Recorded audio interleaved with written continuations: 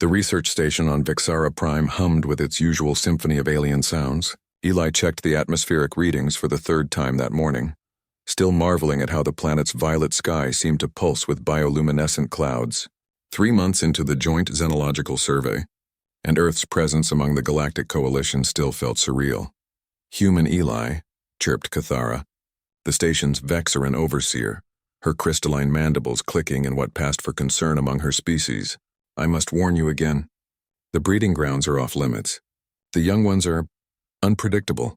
Eli smiled, adjusting his environmental suit. "Just doing my soil samples from the perimeter." "I'll stay clear." Cathara's 4 eyes narrowed. In the 3 months they'd worked together, she'd learned that human reassurances often preceded chaos. The Vexaran breeding grounds sprawled across the western plateau like a living carpet of movement. Hundreds of cubs wrestled, played, and practiced the hunting techniques that would one day make them apex predators across 3 star systems. Each cub stood nearly a meter tall even in infancy, with razor-sharp talons and teeth designed to crack duralloy plating. Eli kept his distance, genuinely focused on his work.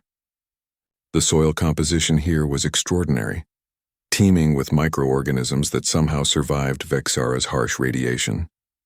He was so absorbed in his scanner readings that he didn't notice the small shape breaking away from the pack. Rico was smaller than his litter mates, a fact that made him either more cautious or more reckless depending on the day. Today, curiosity drove him toward the strange bipedal creature crouching near the boundary markers. The other cubs had dared him to approach the human, and Rico never backed down from a challenge. The cub crept closer, his 6 legs moving in perfect synchronization. His parents had taught him the hunting approach, the intimidation display, the roar that would freeze prey in terror. He'd practiced on his siblings.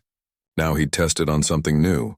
Eli's first warning was a shadow falling across his scanner. He looked up to find himself face to face with a creature that resembled a tiger, crossed with a dragon, crossed with someone's nightmare.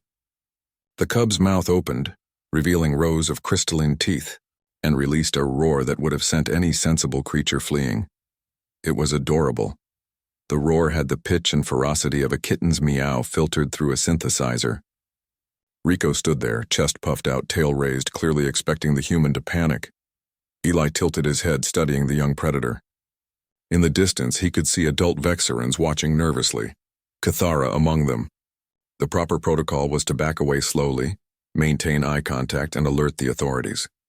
Instead, something primal stirred in Eli's chest. Perhaps it was the memory of playing with his neighbor's overconfident puppy.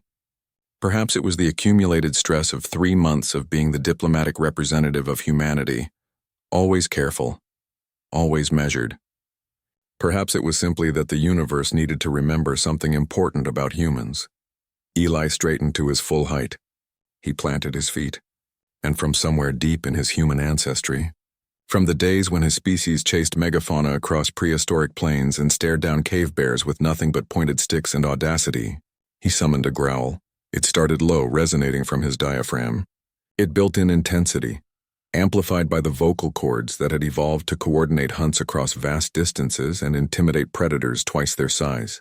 It erupted from Eli's throat as a sound that carried the genetic memory of a species that had clawed its way to the top of its planet's food chain through sheer, stubborn refusal to be prey. The growl echoed across the breeding grounds. Adult Vexarans froze mid-step. Cubs scattered in confusion. Rico's eyes went wide. His ears flattened. His tail, which had been pointed skyward in challenge, began to wag. First slowly, then with increasing enthusiasm. The young predator's entire demeanor transformed from hunter to puppy in the span of a heartbeat. With a delighted chirp, Rico rolled onto his back, exposing his vulnerable belly, all 6 legs kicking in the air. The universal sign of submission and playful surrender rippled across his scales. Eli blinked, his aggressive posture dissolving into confusion. Did I just win? Cathara arrived moments later, her translator struggling to keep up with her rapid-fire speech. What did you do? How did you? That's not possible. Rico is training to be a hunter. His lineage has never shown submission to another species. Eli knelt beside the still wiggling cub, who immediately tried to lick his face with a tongue that could probably strip paint. I just growled back. Growled, Cathara repeated, her translator making the word sound like a holy incantation. Humans can do that? Well, yeah. I mean, we're predators too. It's complicated. News of the incident spread through the Galactic Coalition's channels faster than light-speed communications.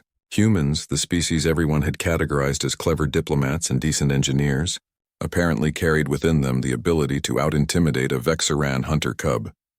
Rico became Eli's constant shadow for the remainder of the survey.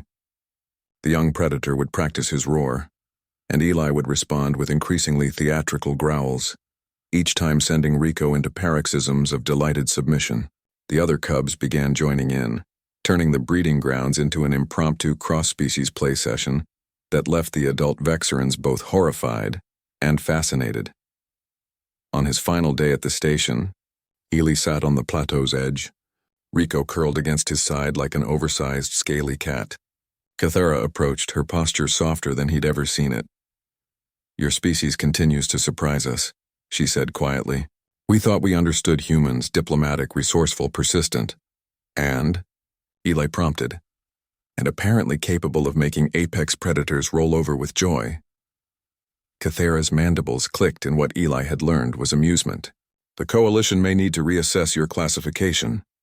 Eli scratched behind Rico's auditory ridge, earning a contented purr. "We're full of surprises." As his shuttle lifted off, Eli watched the breeding grounds grow smaller below. Rico stood at the plateau's edge, tail wagging, watching his human friend depart.